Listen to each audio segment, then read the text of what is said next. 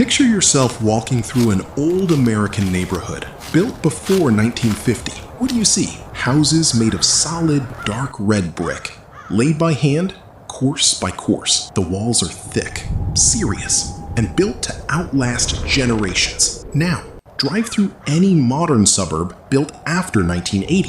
What changed? Today, it's all vinyl and wood frames, panels manufactured in a factory and snapped together on site. These houses look like they could be taken apart in a single weekend. Something changed, and it happened fast. It was driven by one emergency, one government program, and one man who figured out how to build a house in minutes, and almost nobody noticed. Before World War II, brick wasn't a luxury.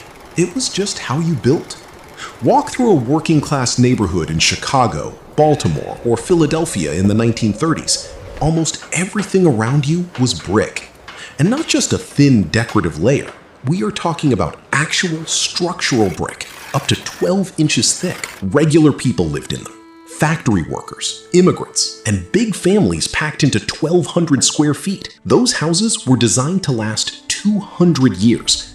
And guess what? Many of them still do. Then came 1945. The war ended, and 12 million soldiers returned home. They needed housing immediately.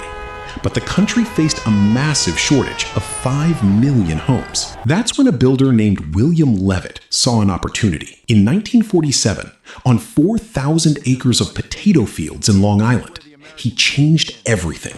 Using a method borrowed from Henry Ford, Levitt broke house construction down into 26 separate steps. Each crew did only one job, moving from house to house like an assembly line. At peak production, they were completing 10 to 12 new houses every single day. And this is what killed the brick house. You see, brick cannot be built on an assembly line. Every single brick requires a skilled mason, laid one by one, at a pace you cannot rush. Levitt didn't have time for that. He chose wood frames and concrete slabs. Fast, cheap, and backed by government loans. A 4-room house sold for just under $7,000. No money down. But here's the clever part. Levitt's houses were deliberately designed to look nothing like the old brick row houses. Light, airy, surrounded by grass, yards, and driveways. The message to the public was clear. Brick is the past. This is the future. And millions bought into the dream. When the entire industry abandoned brick, the market collapsed. Demand for masons evaporated, trade schools closed, and local brick manufacturers went out of business. Then, in the early 1960s, vinyl siding arrived to finish the job. By the 1980s, vinyl was unbeatable. It didn't rot, it never needed paint, and a contractor could wrap an entire house in a day. By the year 2000, vinyl covered nearly 40% of all new American homes. Brick plummeted to just 20%. This brings us to a detail that will change how you look at every suburb. Most homes that look like brick today aren't actually brick. They are just wood frames wearing a brick costume. It's a thin layer of tiles, about an inch thick, glued to the outside. If you stripped it off, the house would still stand.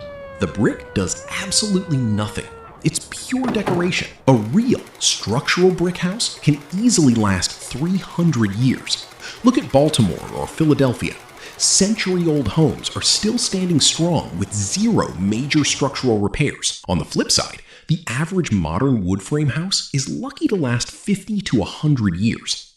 If moisture leaks behind that vinyl siding, the wood rots from the inside out, while looking perfectly fine from the street. Multiple major home builders have already faced multi-million-dollar lawsuits over this exact disaster. We essentially built our modern neighborhoods to expire. The old brick house wasn't just a material choice, it was a declaration. I am building something that will outlast me. But in the emergency of 1947, we traded permanence for speed. We needed houses immediately.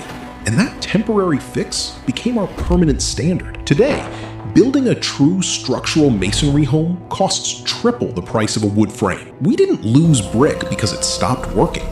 We lost it because we chose speed over quality, and we never went back. The old houses are still out there, solid and doing exactly what they were built to do. So maybe the real question isn't why we stopped building them. Maybe it's why we're still okay with that. If you want to uncover more hidden realities of America's past, hit that subscribe button for Hidden America stories. See you in the next video.